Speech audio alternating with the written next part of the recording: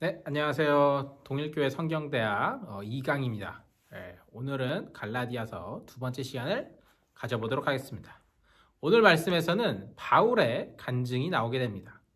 성경의 다른 곳에서도 몇몇 군데 찾아보면은 바울의 간증이 나오긴 하지만 여기서의 간증은 좀 다른 목적을 가지고 쓰여져 있어요. 그것은 뭐냐? 이 바울이 전하는 복음을 계속해서 깎아내리는 사람들이 있거든요. 그러면서 이제 바울의 복음은 거짓말이다 이러면서 사람들을 혼란스럽게 하는 그런 사람들의 주장들, 그런 것들에 대해서 반박하면서 오늘 내용의 핵심이죠. 오직 하나님의 어마어마한 은혜만을 바라보게 하기 위해서 간증을 합니다. 이 내용은 크게 세 가지로 나뉘어지게 되는데요. 첫 번째는 자신은 기독교를 박해했었던 사람이다라고 설명을 하기 시작합니다. 바울은 기독교를 박해했었죠. 근데 그냥 박해한 게 아니라 아주 작정하고 요 13절에 나오는 표현처럼 심히 박해했었던 사람이 바울이에요. 근데 그러던 사람이 어느 날 내가 기독교를 미워하다 못해 아주 증오했다. 근데 좀 생각을 해보니까 반대로 이거 잘 믿어야겠다. 과연 이렇게 될 수 있냐는 것이죠.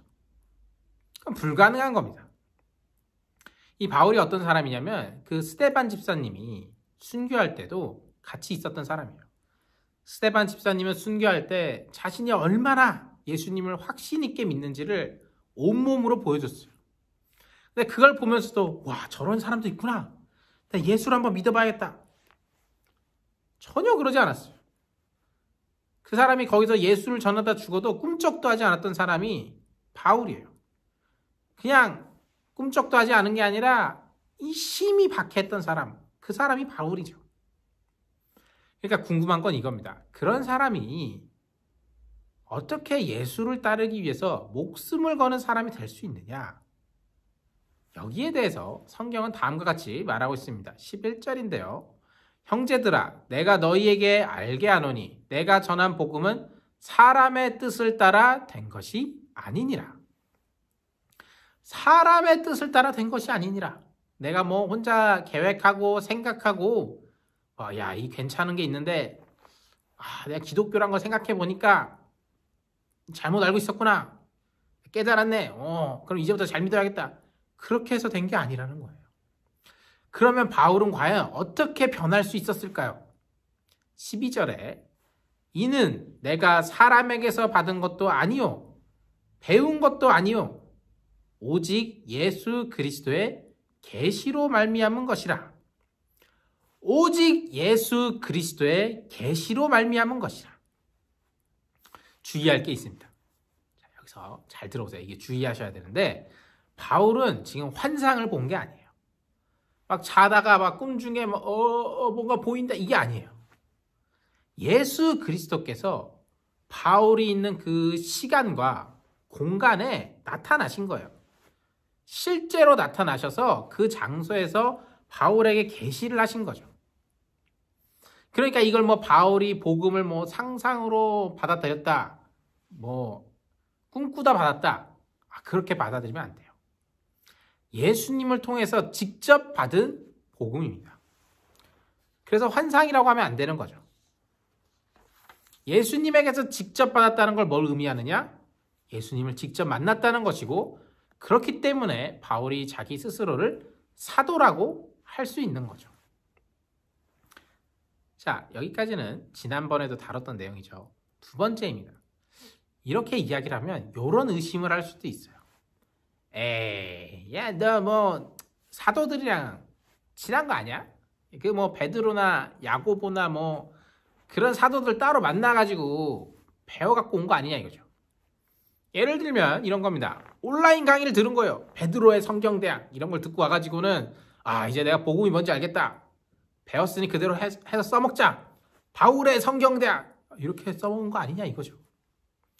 여기에 대해서 바울이 이 갈라디아서 오늘 본문에서 뭐라고 말하냐면은 자신은 예수님을 따르기로 회심하고 나서 3년이 지난 후에야 예루살렘에 갔다. 이렇게 말해요.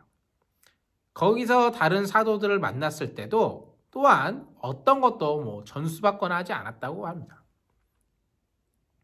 세 번째입니다. 그래서 이게 이어지면서 중요한 내용인데 이게 결정적이에요. 만약에 바울이 전하는 복음이 거짓말일 수도 있잖아요. 혹은 만들어낸 걸 수도 있겠죠. 그러면은 만약 진짜 그런 거였다면 예수님의 제자들, 다시 말해 다른 사도들이 전하는 복음하고 비교를 해보면 돼요. 18절과 19절을 보면은 바울이 누구를 만났었냐면은 베드로도 만났었고요. 예수님의 형제 야고보도 만났습니다. 예루살렘 교회의 두 지도자들을 직접 만난 거죠. 또한 22절을 보게 되면은 유대의 다른 교회들도 바울이 방문했었던 것을 알 수 있습니다. 그런데 만약에 이 사도들이 전하는 복음이 아니라 바울 혼자만의 복음, 만들어낸 복음이면은 다르겠죠. 이 사도들이 전하는 복음과. 근데 전수받은 것도 아닌데 처음 만난 두 사람이 서로가 전하고 있는 복음에 대해서 비교를 해보니까 예수님에게 받은 복음 그대로 일치했다는 거예요.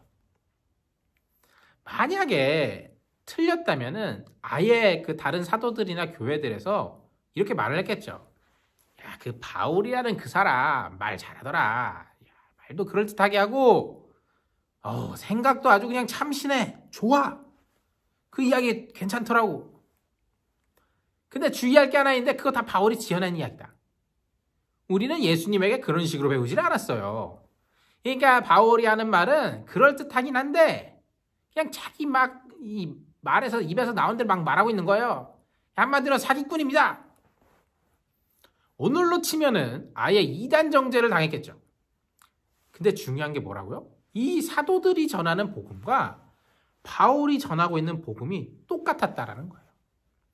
예수님의 십자가의 고난, 그로 인한 놀라운 은혜, 그걸 전하고 있는 이 복음의 내용이 완전히 일치했다는 겁니다. 잠깐만요. 이거 지난주에 한 얘기 아닌가요? 맞아요. 했던 얘기 지금 또 하고 있는 거예요. 지난주에도 말하긴 했어요. 바울이 갈라디아서를 통해 끊임없이 말하고자 하는 게 뭐냐면은 복음은 은혜로 주어지는 것이다. 이걸 계속 말하려고 해요.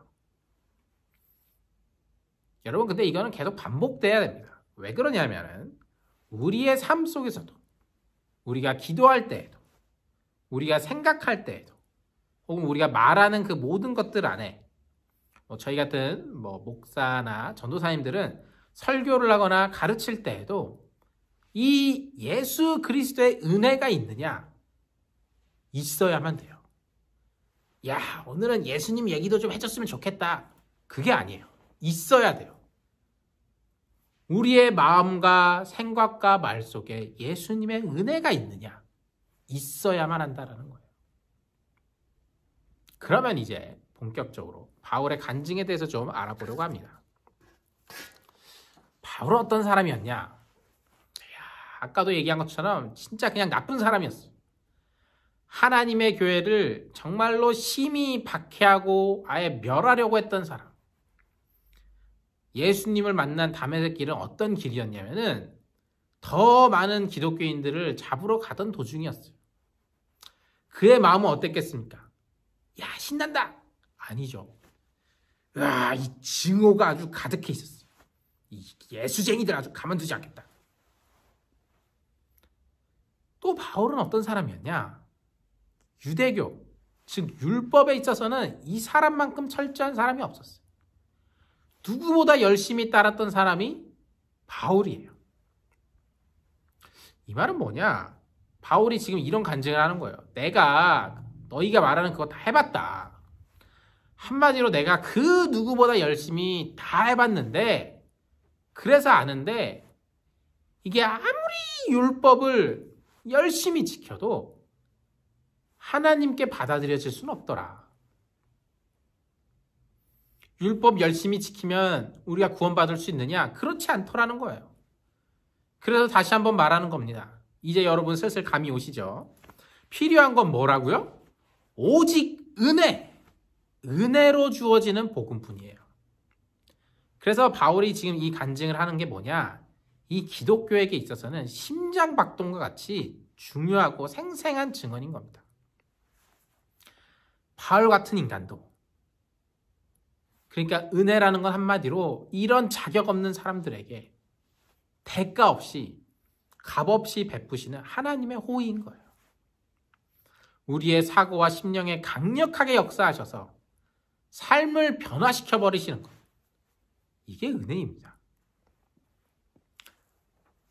구원은 다시 말하지만 우리의 도덕적인 아니면 종교적인 행위로 말미암는 것이 아니라 무엇으로 주어진다고요? 오직 은혜로만 주어지는 것입니다. 이 간증이 왜 은혜로겠어요? 지금 사례를 보여주는 거거든요. 이 바울이란 사람만큼 죄 많은 사람이 어딨냐 이거예요. 근데 바울이 고백하는 거예요. 나 같은 죄인이 어딨냐? 근데 나 같은 죄인은 살리신, 나같이 매우 무거운 죄를 갖고 있으나 나를 맞아주신 분이 주님이시다. 예수님이시다. 뼛속까지 죄인이지만, 뼛속까지 죄인이었던 사람이 바울이지만 예수님은 그 바울을 안아주시고 맞아주셨다라는 거예요. 그러니까 여기서 복음의 중요한 개념이 하나가 더 나오는데, 복음의 은혜가 필요 없을 만큼 착한 사람, 야, 저 사람은 너무 착해서 법 없이가 아니라 복음 없이도 살 사람이야, 그런 사람은 없다는 거예요. 반대로 복음의 은혜를 받을 수 없을 만큼 악한 사람, 야, 어떻게 제가 구원을 받겠냐, 저런 하여튼 삐삐 할 만한 아주 나쁜 인간, 저런 인간들은 하나님의 구원을 받을 자격이 없다고. 그런 건 없어요. 아무리 악할지라도 그 사람이 구원받을 수 있어요. 하나님의 은혜로 그 복음이 들어가고 그 사람의 삶이 변화되고 그 안에 예수 그리스도가 들어온다면 누구든지 구원받을 수 있어요. 이 사람은 작은 죄인, 저 사람은 큰 죄인, 다 똑같은 죄인일 뿐이에요. 이번에는 좀 더 이야기를 발전시켜 보려고 합니다. 여기서 왜냐하면 한 가지 문제가 발생하기 때문에 그래요. 15절에 이런 내용이 나오는데, 내 어머니의 태로부터 나를 택정하시고 그의 은혜로 나를 부르시니가. 왜 이 구절이 문제가 되냐? 여러분 한번 생각해 보세요. 하나님은 처음부터 바울을 사용하고자 하는 계획이 분명히 있으셨을 거예요. 하나님이시잖아요. 다 알고 계셨겠죠. 그러면 이런 질문이 생기게 됩니다. 그러면 왜 바울이 철저한 유대인이 되어서 악한 짓을 하는 것을 두고만 보셨을까? 그것도 바울은 다른 나쁜 짓도 아니고 하나님께 대항하여 악을 일삼는 짓을 했는데 왜 그런 바울을 두고 보셨을까? 제 친구 중에 그 과거에 여러분 아시는지 모르는 이런 표현을 아실지 모르겠는데 일진이었던 친구가 있었습니다. 일진이 뭐냐? 깡패예요, 깡패. 껌 씹고 다니고 이제 껌은 씹을 수도 있죠. 예. 야, 어릴 때부터 뭐 초등학생인데 막 애들 때리고 뭐 담배도 피고 뭐 돈도 뺏고 이런 애들, 그런 일진. 이제 와서 고백하지만 친구라고 할 만큼 친한 친구는 아니었고 그냥 뭐 좀 아는 사이 정도였어요. 왜 이렇게 표현하냐? 그 친구는 좀 무서운 친구였기 때문에 가까이 할 수가 없었거든요. 6학년 때부터 이미 초등학생의 덩치가 아니에요. 그 친구는 이미 그런 친구들이 있잖아요. 학교에 가보면은 얘는 초등학생이 아니다 아무리 생각해도 이미 뭐 성인만큼의 덩치를 갖고 있는 거죠. 중학교에 들어가고 나서부터는 자기 친구 일진들 끼리끼리 어울린다고 왜 이 깡패가 깡패들을 데려오는지 교회에 막 데려와요. 교회가 깡패 소굴이 되는 거예요. 이야, 저런 인간들이 교회를 오다니. 이 성격이 아주 들어가지고 저도 한번 강한 척을 해봤거든요. 그랬더니 저한테 와서 그러더라고요. 한 번만 더 까불면 이 팔을 분질러 버리겠다. 여러분 보세요. 저같이 지금도 마찬가지지만 그 당시에도 몸이 왜소하고 이렇게 약해 보였던 저 같은 경우에는 너무 무서웠어요. 오씨, 뭐 저런 사탄의 자식이 다 있나. 여기서 문제가 발생합니다. 어느 날 갑자기 이 친구가 눈빛이 초롱초롱 빛나면서 저한테 오는 거예요. 빛이 나고 있었어요. 그러면서 저한테 있을 수 없는 일을 저지르는데 그게 뭐냐? 그동안 미안했다는 거예요. 아니 이런 사탄의 자식인 줄 알았던 애가 갑자기 눈을 빛내면서 나한테 사과를 하다니 벼락을 맞은 건지 아니면은 뭐 머리를 세게 부딪힌 건지 이해할 수가 없었어요. 그러더니 고등학생이 되어서는 교회도 정말 열심히 다니고 나중에는 무슨 신학대학교를 가겠다고 해가지고 막 그 신학대 준비를 또 하더라고요. 그때 이후로 이제 뭐 잘 지내지 못했지만 각자 이제 뭐 다른 대학들 가고 그래서 근데 지금 열심히 했으면 아마 어딘가에서 목사님이나 전도사님이 됐겠죠. 그러면서 그 친구가 복음을 전하고 있을 겁니다. 아니 근데 그러면 태초부터 이 친구를 아예 초롱초롱 눈이 빛나는 착한 어린이로 만드셨으면 됐을 텐데 왜 하나님은 이 친구를 깡패로 자라게 하셨다가 나중에 회개하게 하셨냐 이거죠. 바울이 이런 사람이에요. 왜 바울은 지금 그런 삶을 살다가 변하게 된 걸까요? 여기에 대해 성경은 주님은 그의 모든 의도를 뒤엎고 모든 경험과 실패까지도 사용하시기 위해 그를 준비시키셨다라고 표현해요. 16절에 보면 그의 아들을 이방에 전하기 위하여 그를 내 속에 나타내시기를 기뻐하셨을 때에 하나님은 바울을 어떻게 부르셨냐? 이방인의 사도로 부르셨어요. 그리고 이를 위해서 구약 성경에 관한 지식, 열정, 여러 훈련들, 심지어 하나님과 그분의 교회를 막 이렇게 배척하기 위해서 노력했었던 그 많은 악한 마음들, 이것들까지도 하나님께서는 오히려 복음을 전하기 위해서 사용하셨다라는 거예요. 23절과 24절에 이런 내용이 있습니다. 다만 우리를 박해하던 자가 전에 멸하려던 그 믿음을 지금 전한다함을 듣고 나로 말미암아 하나님께 영광을 돌리니라. 즉, 이 모두를 통해서 이 모든 경험을 통해서 주님은 그를 깨트리셨고 교회를 세울 도구로 무장시키셨어요. 바울은 자신이 박해했던 바로 그 신앙을 자신이 복음을 세우는데 쓰임받게 되는 겁니다. 요셉을 한번 생각해 보세요. 하는 짓이 좀 꼴보기 싫긴 했죠. 그렇긴 했어도 어쨌든 그 형제들이 요셉을 죽이려고 했잖아요. 죽이지 않는 대신에 노예로 팔아버렸잖아요. 얼마나 많은 시간 그 요셉이 고생을 했는데 그 고생의 고생을 뛰어넘고 요셉은 나중에 총리가 됩니다. 형제들이 이제 반대로 살기 위해서 식량을 얻으려고 이 총리인 요셉을 찾아가요. 그리고 나서 여러 일들이 있었지만 결국 요셉 덕분에 형제들과 가족들이 모두 행복하게 잘 살았답니다로 끝이 나게 되죠. 근데 이때 요셉이 뭐라고 말하나요? 야, 내가 니들 봐줬으니 니들은 겨우 산 거다. 이게 아니라 이것은 결국 이렇게 고생한 것은 결국 하나님 자신의 목적을 이루시기 위해서 자신을 사용한 것이다 라고 고백하는 거예요. 한 명만 더 살펴보죠. 나니아 연대기라는 아주 대단한 소설이 있습니다. 재밌어요.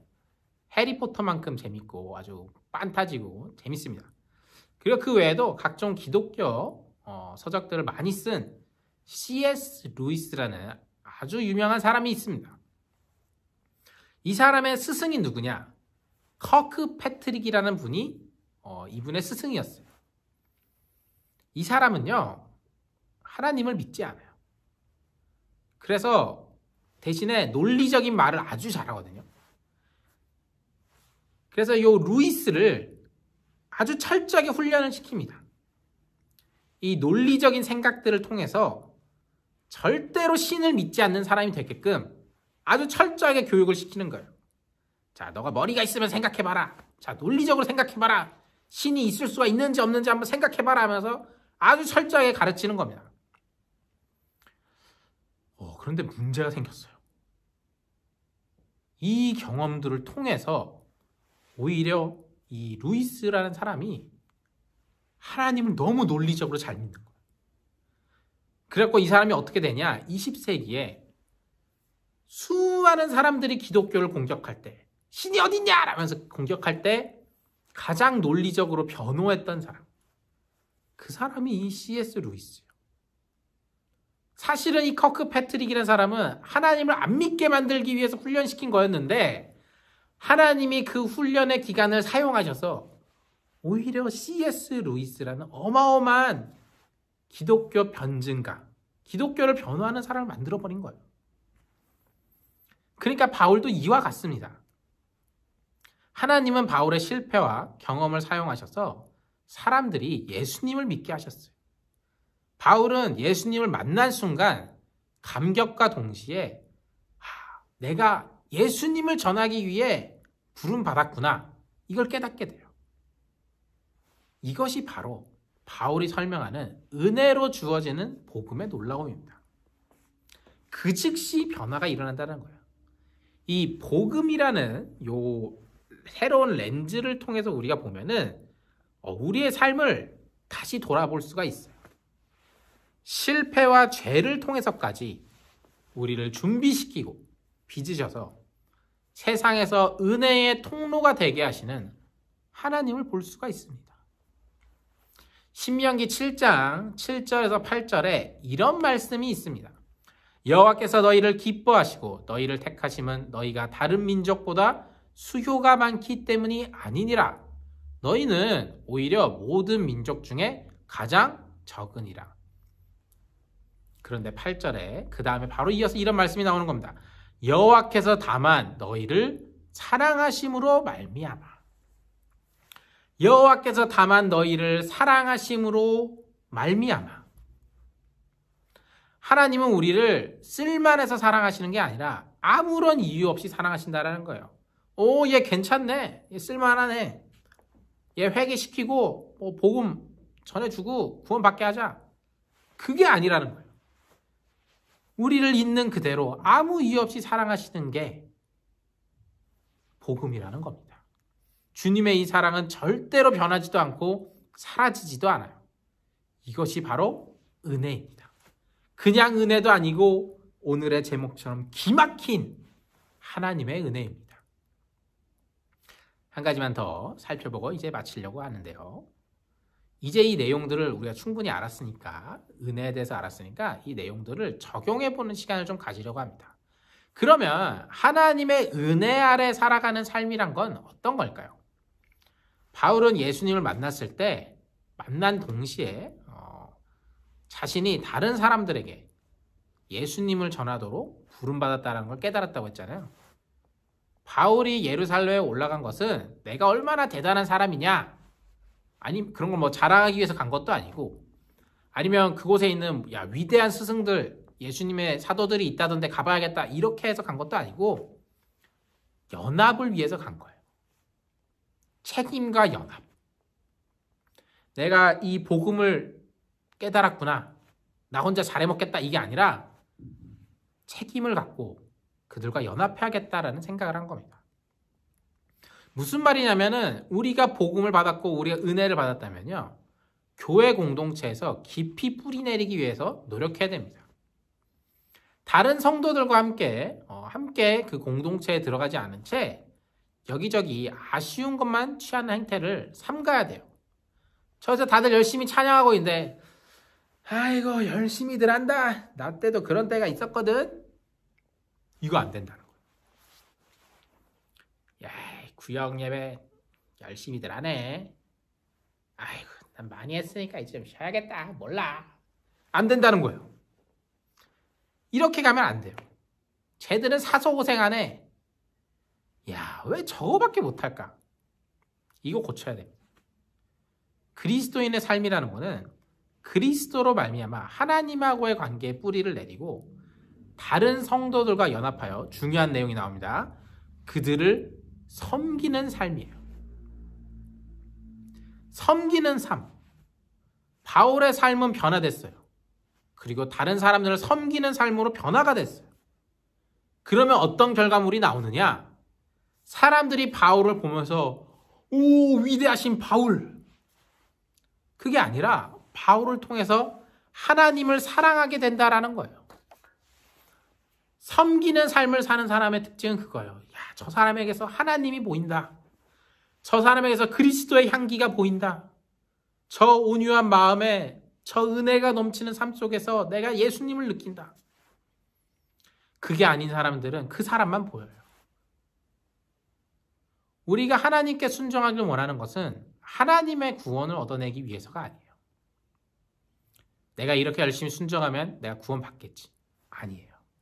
내가 이미 구원받았다는 그 은혜를 알기 때문에 내가 이 은혜를 전하지 않고는 내가 받은 이 은혜로 누군가를 섬기지 않고는 견딜 수 없기 때문에 하나님께 순종하는 거예요.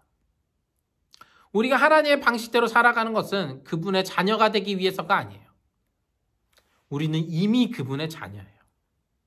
그분의 자녀로서 그 은혜에 감사하면서 살아가게 되는 겁니다. 우리의 이야기를 나누는 것은 자신을 위해서가 아니라 사람들이 그리스도를 이해하고 만나도록 돕기 위해서입니다. 나를 변화시킨 놀라운 은혜의 복음을 보이기 위해서입니다. 그 복음이 우리만이 아니라 이 복음을 듣는 모든 사람들을 변화시킬 수 있다는 것을 믿기 때문입니다. 여기까지입니다. 오늘 갈라디아서 2강 기막힌 은혜의 시간. 정말로 기막힌 은혜의 시간이었습니다. 긴 시간 함께 해주셔서 감사합니다. 그러면 다음 시간에 뵙겠습니다. 다음 시간에 뵙겠습니다. 안녕히 계세요.